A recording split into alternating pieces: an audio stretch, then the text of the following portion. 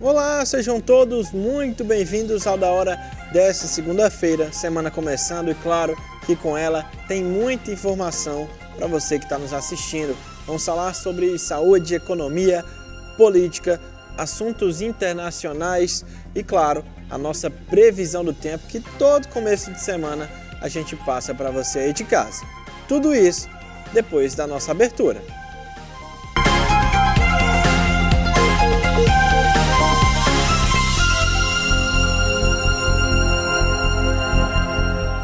A TV União não se responsabiliza por conceitos, falas e diálogos entre os convidados em debates nos programas veiculados na grade.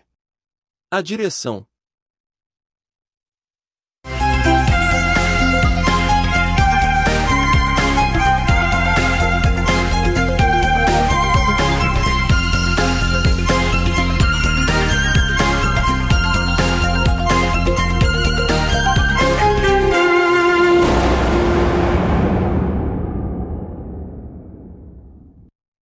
É isso, sejam todos muito bem-vindos novamente ao Da Hora dessa segunda.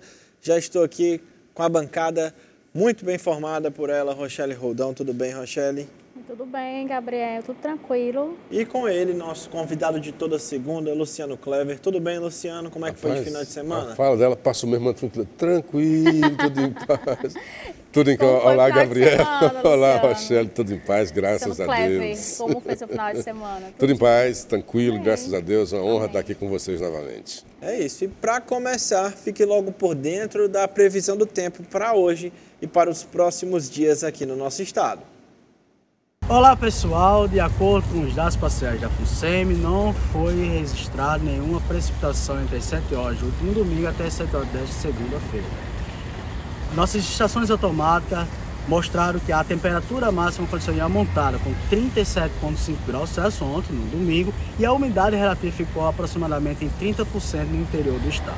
Essa tendência deve continuar para hoje, segunda-feira, onde não temos previsão de chuva em todas as regiões do estado e a umidade deve ficar abaixo de 20%, principalmente ali no centro-sul do estado, ali pegando o sertão de Inhamuns, Cairi, sul da Jaguaribana e com temperaturas alcançando seus 36 graus no período da tarde. Para o próximo feriado aqui em Fortaleza, amanhã, terça-feira, dia 15 de agosto, espera chuvas passageiras e isoladas na capital durante a madrugada. Já durante o resto do dia deve abrir o tempo, ficando com o céu variando ali de poucas nuvens a 100 nuvens. Temperatura ali no início da manhã variando entre 22 graus a 23 graus e à tarde na capital chegando a seus 32 graus. Para mais informações, segue nossas redes sociais, entre no site funsem.br e baixe o aplicativo FUNSEMI Tempo. Até a próxima previsão. Olá pessoal, Falando em política, o chefe da Casa Civil, o ministro Rui Costa, responsável pela condução do novo Programa de Aceleração do Crescimento, PAC, afirmou que o governo federal planeja rever regulamentos e leis para tornar as parcerias público-privadas mais ágeis e que pretende buscar soluções, em suas palavras, para recuperar empreiteiras que desapareceram na Operação Lava Jato. Algumas foram vendidas, outras mudaram de controladores ou de nomes, como a Odebrecht, atualmente com o nome de Novonor. Muitas das nossas empresas que faziam grandes obras no exterior foram desmontadas, foram quebradas e muitas delas têm hoje dificuldade, afirmou Costa. Então, senhor. Olha, está muito claro aqui nessa semana aquilo que se diz que aos inimigos os rigores da lei, aos amigos os favores do rei. São dois casos. Primeiro, assim, há que se falar muito em perseguição contra os adversários, os principais adversários. Nesse caso específico que você falou, é assim, aos amigos os favores do rei. Vamos atrás daquelas empresas que quebraram por causa da Lava Jato. Que empresas foram essas? Aquelas que formaram um duto de propinas que beneficiou o governo petista, tanto de Lula quanto de Dilma. E a grita que se fazia na época, uma das que dizia, olha, a Lava Jato está querendo quebrar as empresas. Não, a Lava Jato estava atrás de fazer justiça. Há o corrupto, então, o corruptor e o corrompido. E os dois devem ser igualmente punidos caso condenados pelos crimes de corrupção. Então, é aqui o ministro dizendo, vamos ajudar aqueles que nos ajudaram. Aquela velha, está lá no Tropa de Elite, né? Me ajuda a te ajudar, que é, na verdade, o símbolozinho da corrupção, né? É a chave, a senha para a corrupção, para um ato de corrupção. Uma propina aqui, haver um benefício acolá. Aí nós vimos de outro lado, acho que está na pauta aí, que eu já dei uma olhada, mas tem tudo a ver com isso. O Danilo Capete, né? Sabendo esse nome direito, foi a Rochelle que me disse. Danilo Capete é um policial federal que conduziu coercivamente o Lula, nem prendeu. O Lula só foi preso depois de condenado na segunda instância. Não foi a condenação de Moro que o levou para a prisão ou que o deixou de fora das eleições. Foi quando condenado na segunda instância, no TRF-4, lá de Porto Alegre.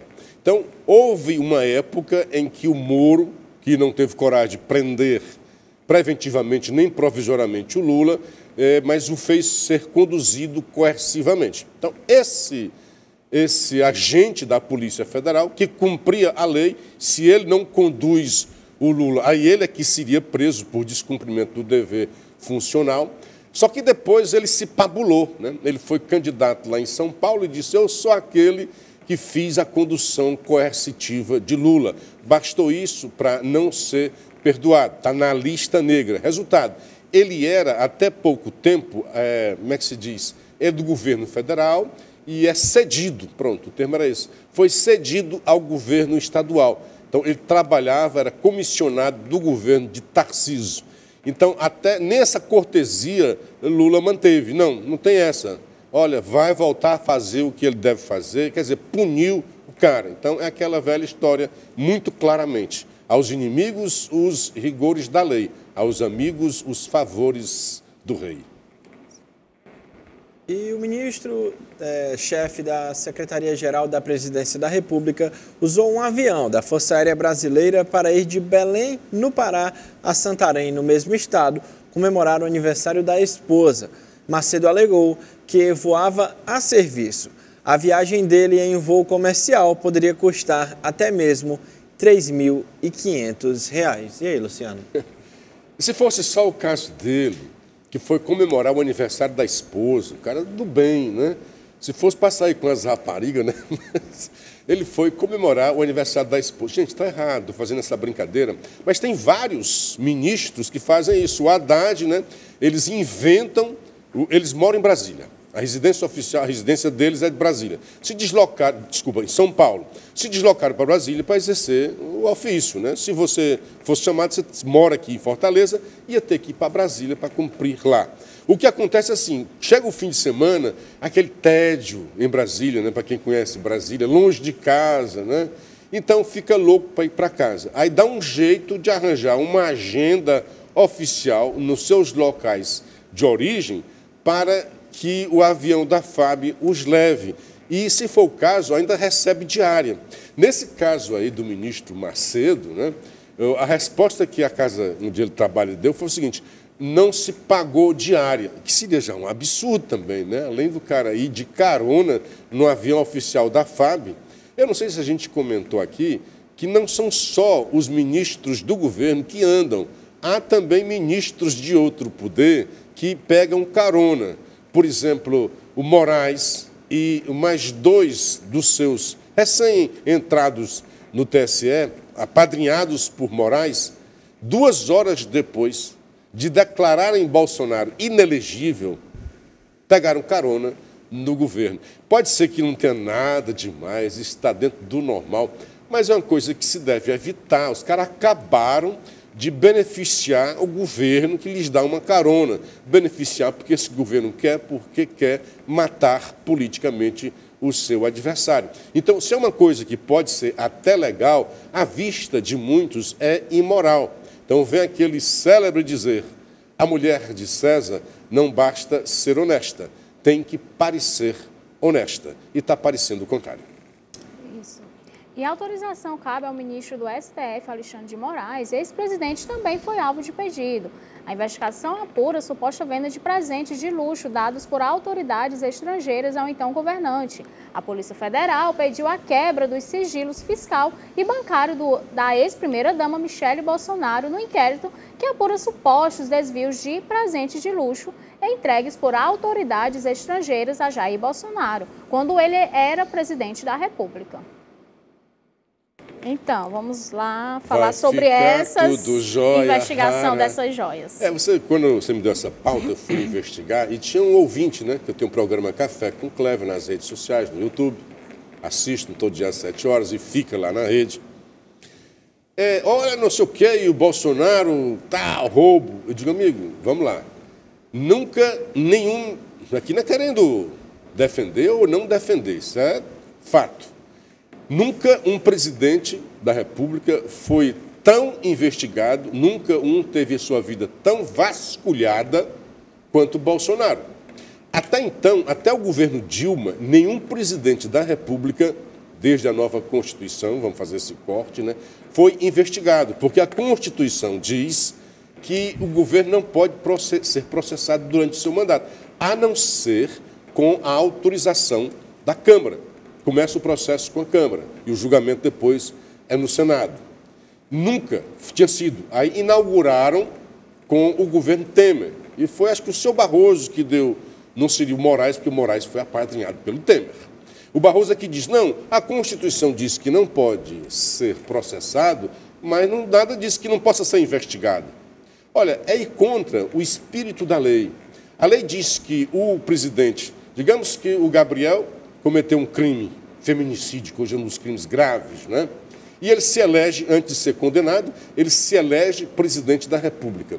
Aquele processo contra ele, olha que é uma coisa, né? Contra a vida e feminicídio, que hoje é um crime mais grave ainda do que simplesmente matar uma pessoa. Matar uma mulher se tornou, com a lei do Maria da Penha, mais grave do que matar outros seres. Muito bem, esse processo dele fica sobrestado.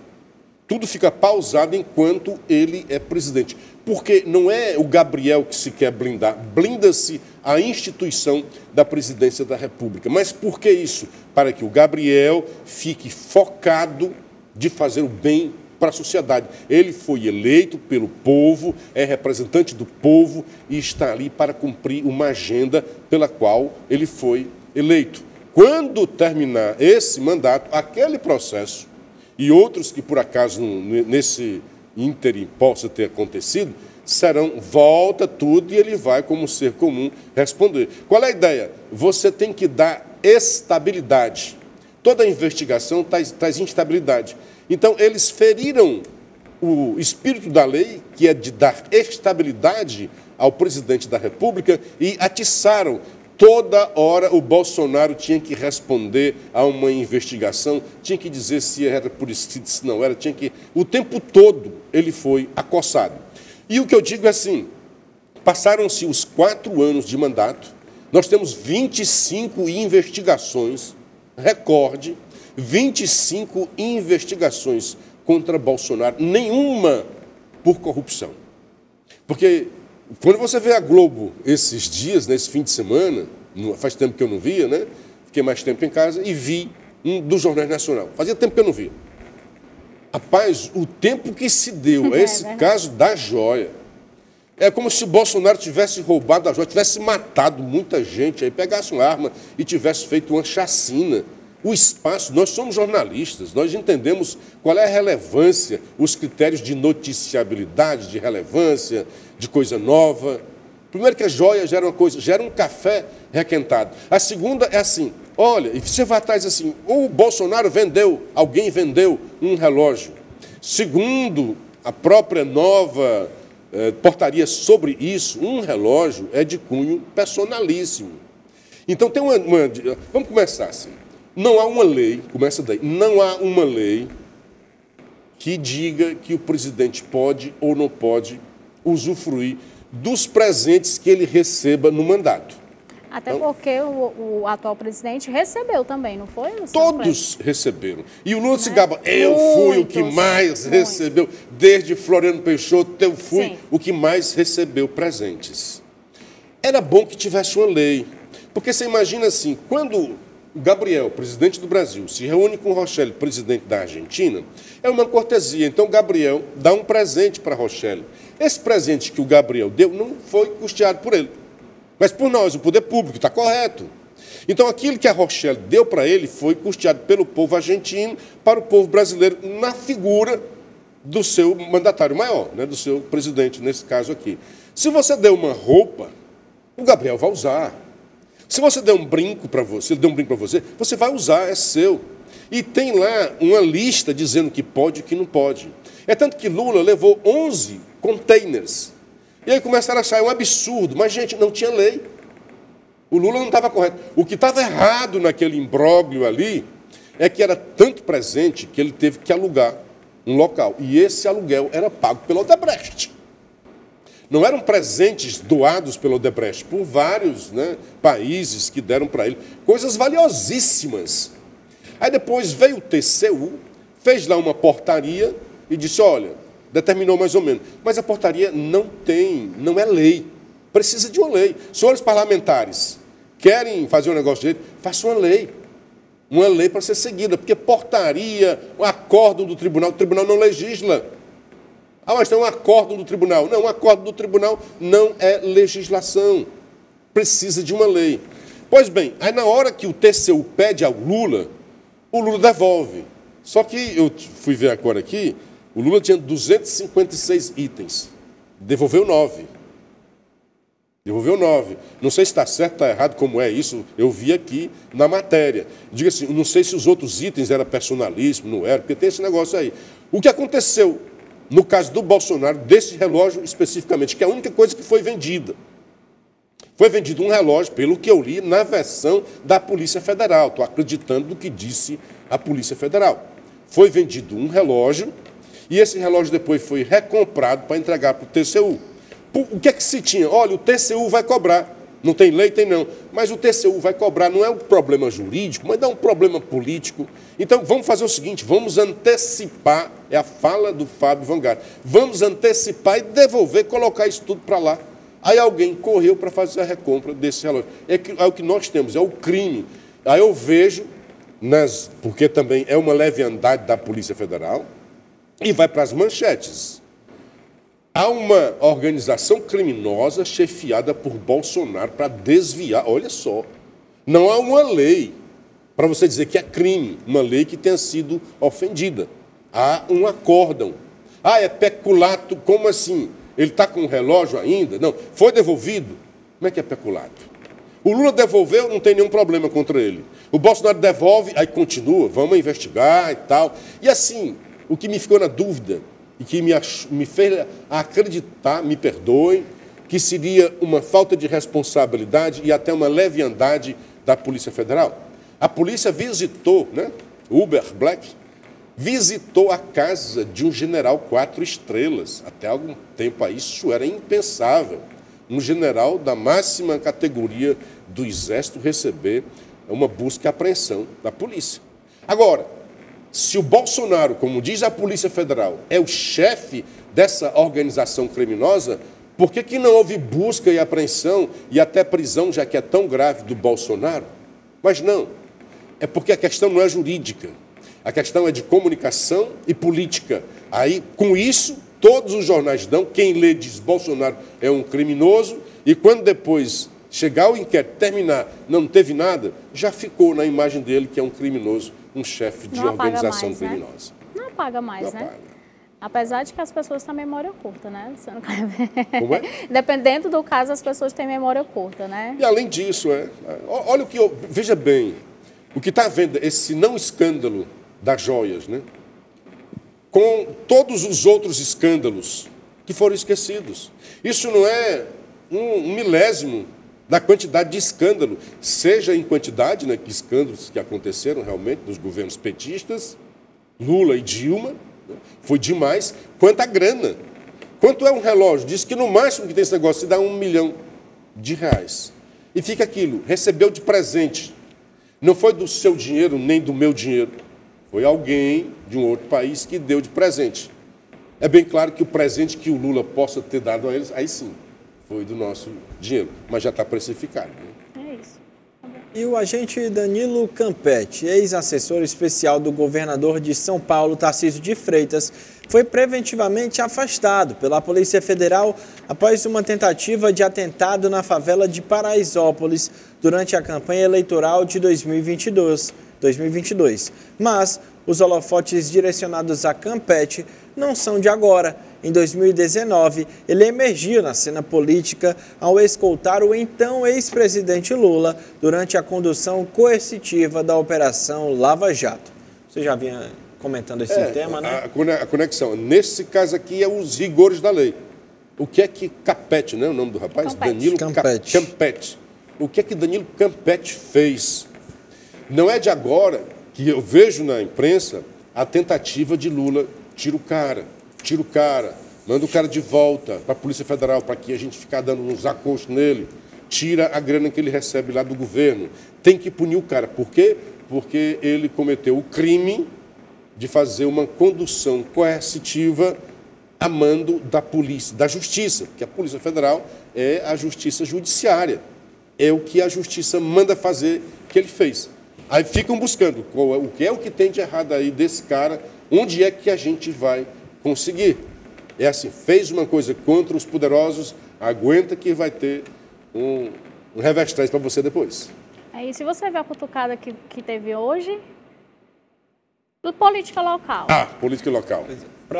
Vamos situar quem está em casa, né? Posso falar um pouco mais, que é da área do esporte. Rocha está cheio de informação, o povo não está sabendo das informações. Esporte, né? Então, o gramado do Castelão, no início do ano, passou por uma reforma, foi liberado antes do prazo que o governo do estado pedia para que fosse feito a entrega, mas um prazo que poderia ser entregue, mas não ficaria da forma ideal, mas de acordo com o governo, quando passasse aquele um mês desse encurtamento do prazo, o gramado estaria em excelentes condições, o que não é o caso. Ontem o Fortaleza goleou o Santos aqui na Arena Castelão, qualidade do gramado péssima. O Fortaleza vai jogar as quartas de final da Copa Sul-Americana no final de agosto aqui no Castelão, pode levar um feito inédito, que é chegar à semifinal, e a Conmebol, que é quem organiza a competição, vai fazer uma vistoria e pode não liberar o Fortaleza a jogar no estádio. E aí o Fortaleza teria que ir para o estádio Presidente Vargas, que é gerido pela Prefeitura de Fortaleza, e a gente sabe, né, que está tendo aquele imbróglio, aquela racha entre aí, né? a Prefeitura e o Estado por conta do que aconteceu nas eleições do ano passado. E hoje, de manhã, o Sarto fez o que a gente pode chamar de cutucada. Postou uma foto do gramado do PV, que realmente é um tapete, é um gramado excepcional. Melhor não tem nem do o que do dizer. Castelão. Não, muito melhor, não tem nem comparação, mas também recebe uma carga menor de jogos. A demanda. E fez deu uma cutucada, né? Viram como o gramado do Presidente Vargas é lindo, não é mesmo? E muita gente interpretou como uma cutucada ao gramado do Castelão, que é gerido pelo governo do estado. E aí, Luciano, o que falar rixa, hein, de toda essa situação? Só que se prejudica a sociedade, né? Foi uma cotovelada nessa partida de futebol. Se o Sarto tratasse das ruas de Fortaleza da mesma forma como trata o gramado do Castelão, seria show de bola. Do Castelão está maltratado. Desculpa, do PV. Primeiro assim, nós devemos... Então, se o Sarto cuidasse das ruas de Fortaleza com o mesmo cuidado, mesmo zelo que ele trata com o gramado do PV, seria show de bola. Mas vamos começar Fortaleza. 4-0. Então, primeiro, parabéns ao Leão. Eu sou vozão, mas... Mas que também o Castelão é usado pelo parabéns ao Fortaleza. Então, nós temos time de qualidade, de categoria sul-americana, internacional. Os times. Mas o governo não está à altura desses times. Nós temos uma torcida muito boa, tanto do Vozão quanto do Leão, comparecem, gostam do esporte, e os gestores deveriam dar mais atenção a isso. Porque é também, uma partida como essa vai ser transmitida para o Brasil inteiro. E é um marketing. Gira a economia da cidade o Estado, todinha. a economia, como bem diz o meu querido, ia dizendo Guilherme, ó, Gabriel, né? E então, o governo teria que tratar com mais carinho o estádio do Castelão, porque pode ocorrer disso. Olha, imagina o que não será o prejuízo político para o humano se a Conmebol chegar e dizer o Castelão não tem condições, né? Vamos torcer para que o Fortaleza chegue à semifinal, né? E chega lá e diz, olha, não tem condições. Mas já pode ser barrado agora nas quartas. Pois é, mas veja só, acontecendo isso, de barrar agora. Então, ou você vai jogar em Natal, que é um estádio mais próximo, né? É um Castelão também lá, não é? É a Arena das Dunas, mas o gramado é muito bom. Ou no PV. Aí imagina o ganho político. Então, Sarto tem se especializado, está se tornando um jogador, né? Sim. Que até então ele estava muito timidozinho. Toda hora ele aproveita para dar uma estocada no humano. A ponte metálica, rapaz, eu vou fazer esse mandar, deixa que eu faça o aquário, né? É uma estocada.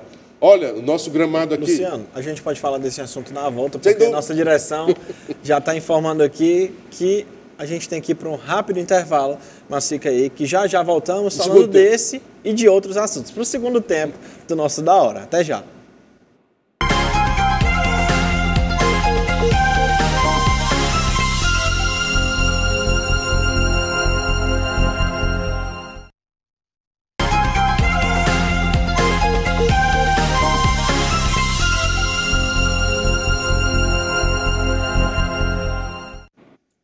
Estamos de volta com o Da Hora desta segunda-feira. Vamos continuar falando aqui da política local, dessas cutucadas que o Sarto vem dando, né, Luciano Kleber? Continuar com o o nosso governador. Eles não tinham se reunido na semana Sim, passada para tentar resolver essa situação? É assim, o Sarto... Essa problemática. Eu até usei essa mesma analogia futebolística. Foi um gol de placa quando ele fez a história da ponte metálica, né? Aí houve uma reunião e tal. Na reunião, aí o Sarto veio dizer assim... Estão querendo intrigar a gente, olha, ele que estava fazendo com essas estocadas, a intriga era dele mesmo, né? E eu acho que ele tomou gosto. E eu acho assim, Sarto até então, a percepção minha, né? Que ele não estava, olha, vem com essa taxa de lixo, uma coisa muito ruim, não está querendo ser candidato. Na última hora saiu. A gente achava isso, quando ele começou, ou não sei se por iniciativa própria, ou um marqueteiro, olha, tem que agir assim, se for, o cara está muito bom.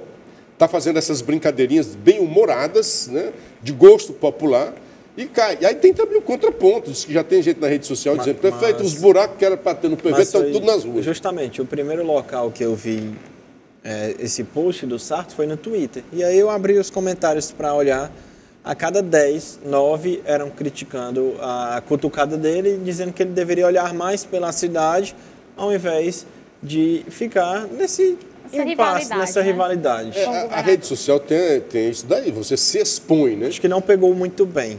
A pergunta que eu faço é assim, isso é orgânico, tá?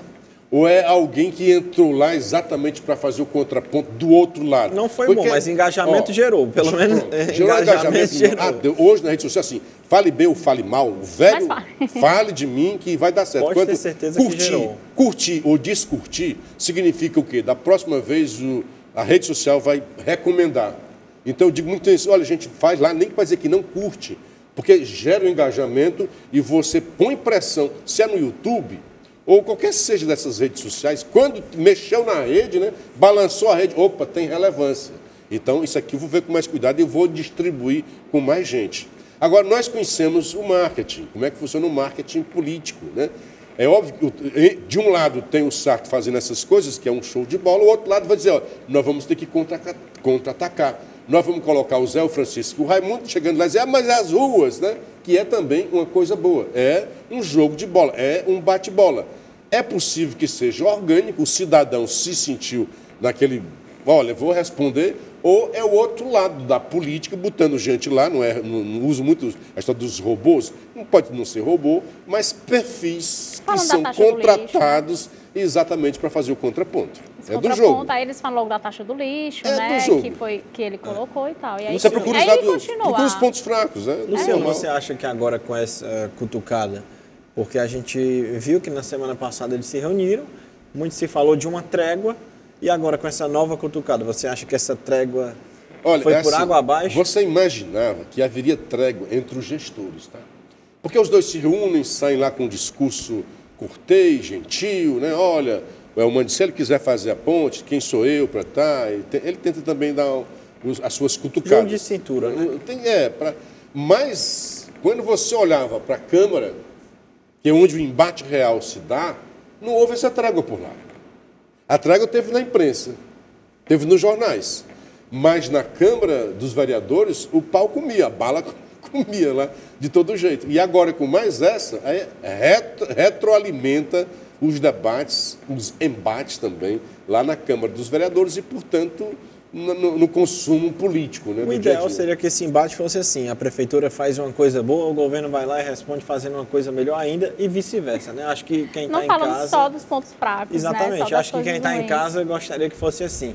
Olha, perfeito. Seria bem melhor. Diziam que houve uma época, acho que do Juraci e do Tasso, que a comunidade cresceu porque o Juraci queria fazer mais coisa que o Tasso queria Poderia fazer ser uma competição, mais coisa. né? Uma Entre eles competição dois, saudável para a sociedade. Quem entrega melhor, quem entrega mais serviço para a comunidade. Conclui as reformas, a prefeitura, né, fez um tapete lá no PV, vou fazer o tapete melhor no Castelão. Ainda. A prefeitura as obras não estão mais paradas na prefeitura, eu também vou tocar as do Estado. E aí, já falaram de uma outra aí. Outra competição, essa competição boa, eu soube outra agora também. Porque o Elmano fez campanha prometendo o passe livre, intermunicipal. E o Sarto fez o passe livre estudantil. Eu até falei assim, olha, houve um aumento da passagem. Então estão falando de aumento em vez do passe livre? Quando é agora, o Sarto, em mais um gol, diz, eu vou entregar o passe livre até o fim do ano. Pressão em cima do Elmano. E aí sim, aquela coisa boa que você falou, vai ser o Sarto vai correr para dar o passe livre e o Elmano com certeza vai ter que correr também, senão vai ficar atrás. Então, essa coisa daí da competição já está boa. Outra coisa, também promessa de campanha do Elmano, de diminuir a fila das cirurgias eletivas.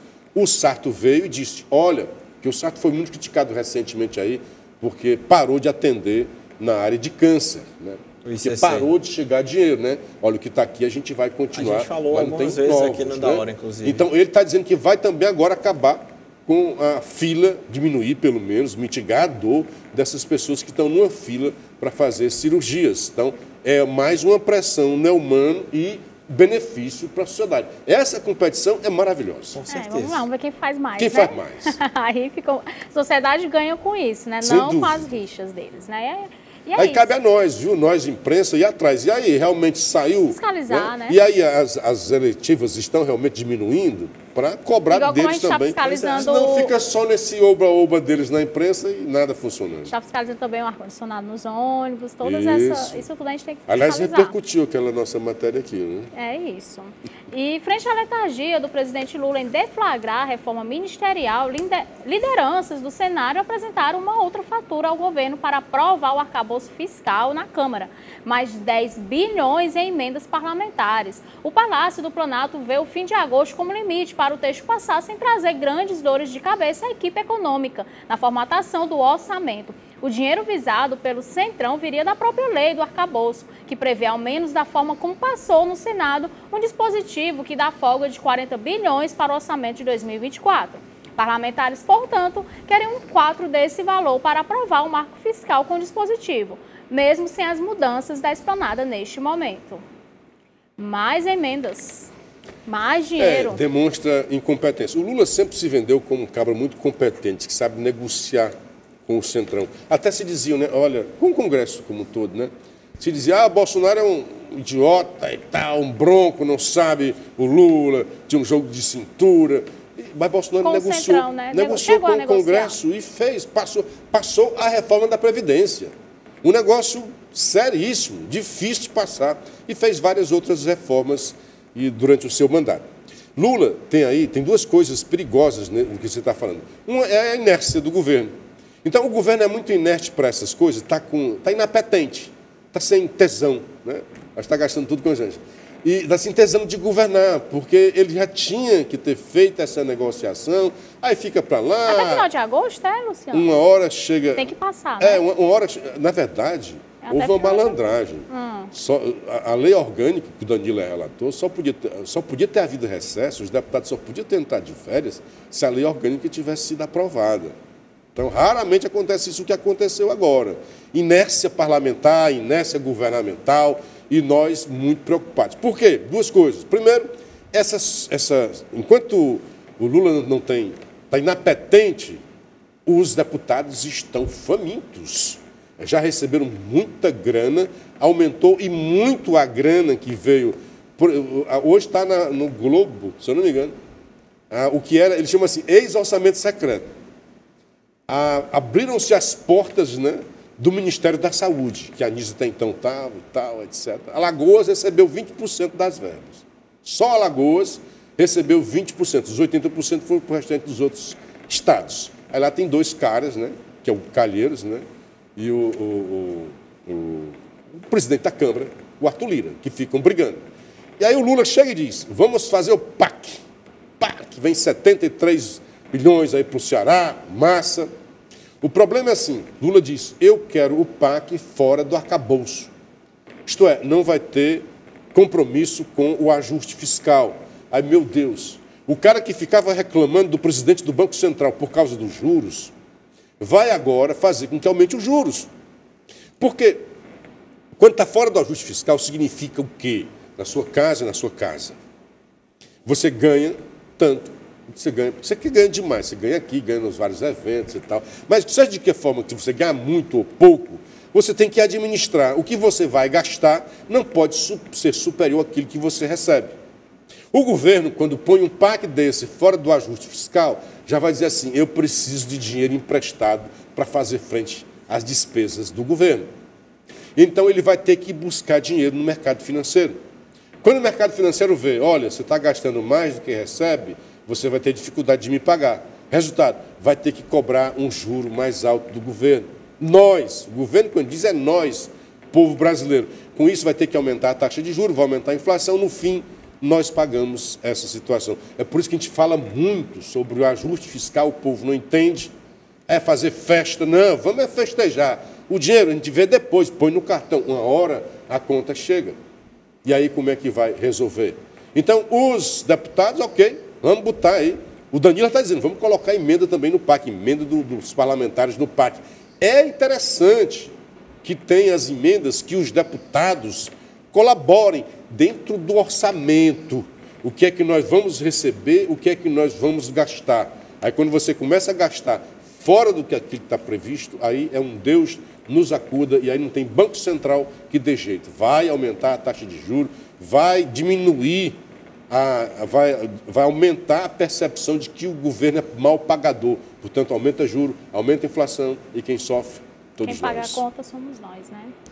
E olha, mais de 8 mil pessoas distribuídas em 16 estados brasileiros aguardam na fila do Sistema Único de Saúde pela artroplastia de quadril, a mesma cirurgia pela qual o presidente Lula deverá ser submetido daqui a 2 meses. O tempo de espera gira em torno de 5 anos, podendo ser até mais longo. Os dados repassados pelas unidades federativas constam em relatório do Ministério da Saúde. O número exato de cidadãos aguardando pela cirurgia é de 8.348. Muita gente, né, esperando por muito tempo. Até 5 anos realmente é tempo demais, né? A saúde do brasileiro é um caos. É um caos, isso aí não se discute. Mas o Lula furou a fila, tem que furar mesmo. O Lula, e aqui sem ironia, o Lula é o presidente da República, representa todos nós. Então ele tem que ter a melhor saúde, é aquele mesmo exemplo. Sim. Se tem um processo, é sobrestado, exatamente para que ele tenha condição de governar. Então o Lula não vai poder ficar doente enquanto governo, porque, mas tem uma fila. Não, ele tem que furar mesmo essa fila. O presidente tem uns privilégios, porque representa o povo brasileiro na condução do país, recebeu o nosso aval. Então, ele tem realmente que passar na frente, tem que fazer a cirurgia, e a gente torce para que ele se dê bem. E torce para que o Alckmin, que ele vai ter que ceder um período dele, ele vai ter que parar e se recuperar dessa cirurgia, e o país não pode parar, tem que ser governado. Então, não deram essa pausa para o Bolsonaro. Ele foi o tempo todo atiçado. Nós não queremos que seja assim com o Lula, que ele tenha repouso, que ele tenha condição e que ele tenha saúde para governar bem o Brasil, porque ele é o piloto dessa nave. Então, se o piloto não estiver bem, a gente tem preocupação com o nosso destino. É verdade. E o Tribunal Superior Eleitoral decidiu multar o ex-presidente Jair Bolsonaro em 20 mil pela divulgação de um vídeo no canal do YouTube LulaFlix sobre um suposto kit gay. A decisão foi tomada na última terça-feira. O canal LulaFlix era associado à campanha de Bolsonaro em 2022. Os ministros do TSE também multaram no mesmo valor o criador do canal. O vídeo kit gay causa polêmica, fazia a associação do PT com a suposta distribuição do material. Multas e multas. Cadê o vídeo? Não pode passar, né? Tem uma decisão agora, lembrei disso, porque tem uma decisão do STF que pode mudar o fazer jornalístico. Disse que, e a TV União tem essa preocupação, em alguns veículos, né? Olha, nós não temos o compromisso com o que é feito aí pelos convidados e pelos quem tem opinião. Pois não é que o TJ, o STF, estão dizendo assim, é num julgamento lá. Se isso valer para todos, né? Você entrevista aqui um delegado que está à frente de um inquérito. Esse delegado. Aí diz, olha, o Bolsonaro é chefe de quadrilha, como ele disse. Amanhã, não é chefe de quadrilha, não foi. Então tem um processo contra o delegado que fez a divulgação. O veículo de comunicação vai responder também por isso. E o veículo apenas deu, né, o espaço para que uma autoridade, nesse caso, você não está falando com bandidos, você não vai convidar um bandido para dizer um bocado de coisa aqui, mas esses processos de injúria, difamação, tudo isso daí, o veículo será também solidário a quem foi o autor do crime. Então, nesse caso do Bolsonaro aí, ele foi multado e foi multado também o veículo, né?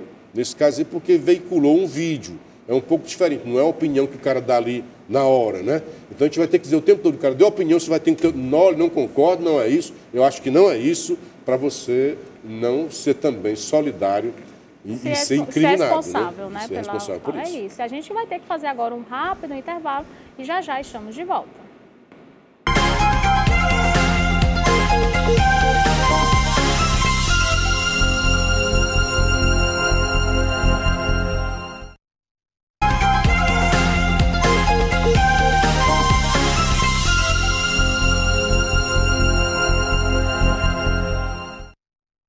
Estamos de volta com Da Hora dessa segunda, falando que o PT montou uma força-tarefa para trocar o comando da Petrobras Biocombustível S.A. numa ofensiva que visa ocupar cada vez mais espaços na estatal. O partido indicou João Silveira, chefe de gabinete da deputada estadual Leninha, para comandar a subsidiária que é pilar da estratégia de descarbonização da Petrobras. Se for confirmado, Silveira vai substituir o atual presidente da APBio, Rodrigo Leão. A destituição precisa ser oficializada pelo Conselho de Administração da companhia, que se reuniu na noite da última quinta-feira. Ainda não há definição se a Petrobras vai ceder à pressão do PT. E aí, Luciana? Mudanças, né? O Brasil voltou, né? Esse é o slogan. Então está voltando o ataque à principal estatal brasileira que foi ferida mortalmente durante o governo Dilma, né? Dilma. Não só por uma política errada, uma política de preço errada, que serviu para tentar combater a inflação, a Petrobras, e também pelos ataques. Você vê aí, o cara quer assumir já uma subsidiária da Petrobras. A Petrobras era um condomínio de propinas. Você tinha a presidência e tinha várias diretorias. Tinha uma diretoria que era do PP. Tinha alguém lá para conseguir dinheiro para o PP. Uma outra diretoria para conseguir dinheiro para o PMDB. Uma outra diretoria para... e assim por diante. era assim, um condomínio, com cada diretoria respondendo por propinas, por roubalheiras, por irregularidades.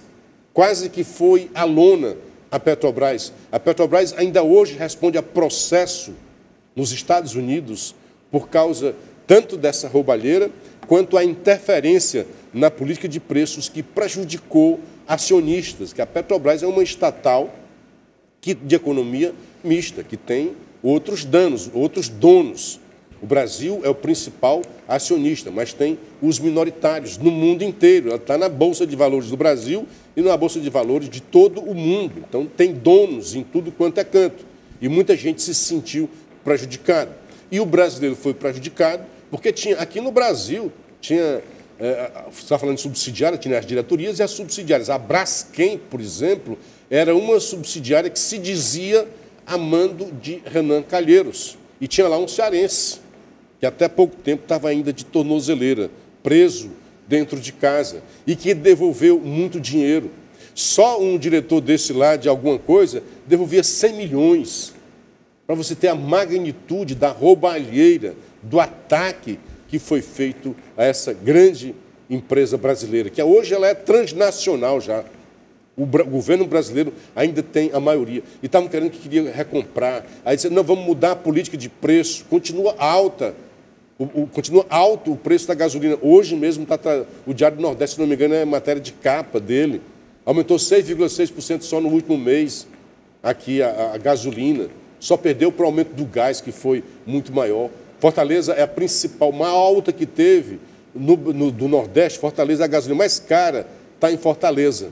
E agora, o que é que vão fazer? O que é que quer o PT colocando os políticos e não os técnicos? Na administração passada, era técnicos e havia briga. Bolsonaro queria, porque queria que baixasse o preço. E os caras, não, tem que seguir o que foi técnico, assim como aconteceu no Banco Central. Então, é uma preocupação quando você vê... Primeiro aquela frase, o Brasil voltou. Então, voltaram aquelas práticas ou voltou um Brasil renovado? Parece que não. Nessa conversa com o Centrão, nessa conversa de mais emendas, e agora um outro indício de que o Brasil, esse Brasil que nós não queríamos, voltou. É que o PT quer de novo assumir a galinha dos ovos de ouro, que é a Petrobras. E falando agora de política internacional, o economista libertário de direita, Javier Milei, surpreendeu ao obter a maior votação nas primárias argentinas e vai disputar a presidência com a ex-ministra de Segurança, Patrícia Bullrich, e o ministro da Economia, Sérgio Massa.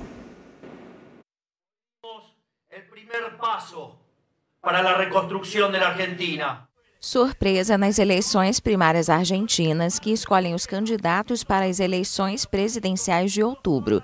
A consulta deu a maior porcentagem dos votos ao economista libertário de extrema-direita Javier Milei, de 52 anos.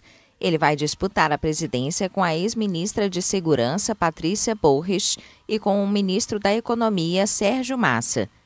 Quando a contagem mostrava 92% das urnas apuradas, o discurso de Milei contra o que chama de casta política capitalizou o descontentamento e aparecia com 30,31% dos votos em sua primeira eleição nacional com seu partido, Libertad Avança.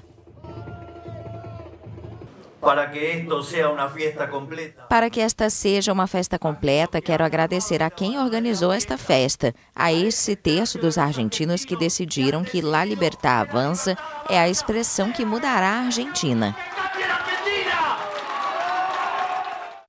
Em um país marcado pela crise econômica, com uma inflação que chega a 115% interanual e a pobreza em ascensão, o resultado mostra o eleitorado argentino dividido praticamente em 3 terços.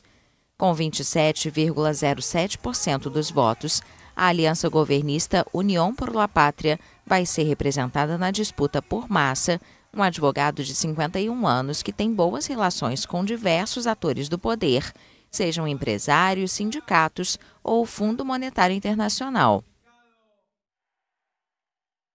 Bullrich, de 67 anos, presidente do Partido Republicano, que mantém um discurso de linha dura, deve aglutinar o apoio de seu adversário interno derrotado, o prefeito de Buenos Aires, Horácio Rodrigues Larreta.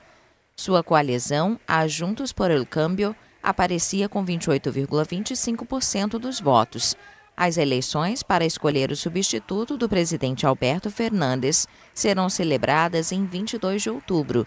Um eventual segundo turno está previsto para 19 de novembro. É isso aí, um grande desafio quem for governar esse país que tem aí 115% de inflação, hein? Como que vai ser? Primeiro eu queria mandar um abraço para a minha querida Débora, diz que tem uma elegância aqui por causa da gravata elogiou sua rosa. gravata, né? Elegância esse cabelo aí do Javier Milei. O Gabriel aqui está dizendo que me garantindo que é peruca, né? Eu acho que é peruca. Acho que é peruca. Né? Estranho, Só pode, né, mas o cara comprou uma peruca tão feia dessa, né? Por isso que eu acho que deve ser normal, porque o cabelo esquisito. Esse cara está acontecendo com ele no mesmo fenômeno que houve no Bolsonaro. Ninguém acreditava. Bolsonaro é uma bolha. Javier é uma bolha. Quando se aproximar mais aí, ele vai desidratar. Não, ele só tem essa votação aí lá em Buenos Aires. Aí vem as pesquisas. Não, pesquisa ele jamais estava em primeiro lugar. Aí vem o cara, primeiríssimo lugar. E assim, o Estadão chama de ultraliberal. O Globo chama de extrema direita. Minha amiga Rochelle já deu outra denominação. Foi economista libertário um cara de direita. Esquisito. Libertário, é isso. De direita mesmo é a outra moça, que ficou em segundo. O governo ficou em terceiro. Mas não é para menos. Esse governo que Lula ajuda, apoia e que diz que fez uma boa... Eu fiquei morrendo de medo quando Lula, logo que recebeu o governo, ele foi para a Argentina. E elogiou a política econômica do cara. A inflação de 107%. Os juros, 97%. Nosso juro estava 13%, Lula reclamando. E lá o cara cobrando mais de 90%, porque não está 97% agora, mas quando o Lula foi, já estava acima de 90%. E Lula dizendo que lá a política econômica era legal. Não tem como, não se sustenta. A Argentina era um país maravilhoso, rico, mais rico que o Brasil, mais culto. Tinha em Buenos Aires mais bibliotecas, mais livrarias do que em todo o Brasil. Era uma Suíça, era a Europa na América do Sul. Verdade. E veio o peronismo, que é um câncer político, e você não denomina, é um fenômeno que, ora tem gente da direita, ora tem gente da esquerda, é um negócio que é uma coisa ruim, acabou com a Argentina, e é que nós estamos vendo aí. A Argentina, que era cheia de presunção frente aos brasileiros, hoje são os coitados, nós é que estamos indo lá, porque está mais fácil o peso, né, o dinheiro dele está mais fácil da gente chegar lá e comprar. E eles vindo para comprar coisa aqui, se salvar aqui no Brasil. Aliás, Bolsonaro dizia isso. Então, esse cara, porque Bolsonaro dizia, Reinaldo Azevedo, acho que a raiva, o Reinaldo mudou de lado repentinamente por causa que todas as predições dele foram por água abaixo. Não, Bolsonaro não chega ao primeiro turno. Não, quando chegar a campanha política, vai desmoronar, desidratar, o cara não tem... Quando chegar o Alckmin, né, que era latifundiário do programa eleitoral, não, vai acabar com ele. O cara tinha 8 segundos, não tinha estrutura partidária, não tinha dinheiro, não tinha nada. Foi para o segundo, não, mas foi para o segundo quando chegou. Mas não ganhou no segundo. Ganhou. Não governa, governou. Então, é o que está acontecendo com o Javier Milei, né? Que também diziam que é uma bolha, que circunscrito a Buenos Aires, o cara foi votado em todo o país e pode ser esse doido aí o próximo presidente da Argentina. É isso. A gente vai agora para as considerações finais, Luciano Kleber. 12h58. Foi muito bom, espero que tenha sido bom para vocês. Débora, um beijo carinhoso, que você se referiu a mim, né? A Rochelle disse que conhece, que é da família, né? Então, um beijo carinhoso para você. Foi muito bom estar com o Gabriel, com a Rochelle e com sua audiência. Até a próxima segunda, com a graça de Deus. É isso, Gabriel Viana. Muito obrigado pela sua presença. Obrigado por dividir aqui a bancada também, Rochelle. Muito obrigado para você que nos acompanha em casa. E antes da gente se despedir, a Rochelle tem alguns recados. Rochelle. Não, a gente tem aqui 2 alôs para Alci Menezes, de José de Alencar, e para Derbal, do Benevides, de Manuel Sacha. Um alô para vocês, tá? Desejo aí uma ótima semana. Débora, um alô para Débora. Desejo aí um ótimo início de semana. Amanhã, né, é feriado, mas nós estamos aqui, né, trazendo informações para vocês. E amanhã nos encontramos no mesmo horário. E fica agora com o programa Ferreira Aragão. Tchau.